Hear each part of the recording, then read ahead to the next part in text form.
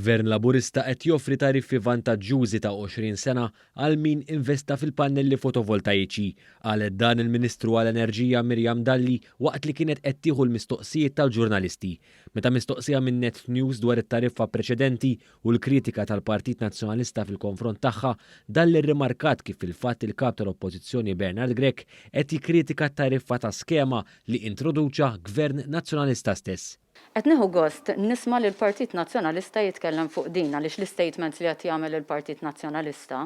juru l-ipokrezija ta' Bernard Grech u l-Partit Nazzjonalista għaliex dawn huma skemi li introduċa il-Partit Nazzjonalista fil-Gvern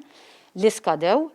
u li illum il-ġurnata il-Partit Nazzjonalista jisu bħal donnu irrealizza. Intante kif it-tariffa l-introduċa Gonzi PN issa skadiet għaliex kienet skema għal 8 snin, Gvern Laburista introduċa tariffa fuq perjodu ta' 20 sena u li bekk toffri aktar stabbiltà fit-dħul ta' min investa fil-pannelli fotovoltaiċi. Ovvjament, bħas-soltu Gvern Laburista ser ikun qed joffri s-soluzzjonijiet kif diġà bdejna nagħmlu, fil-fatt qegħdin noffru feed-in tariffs li llum il-ġurnata mhux jiskadu wara 8 snin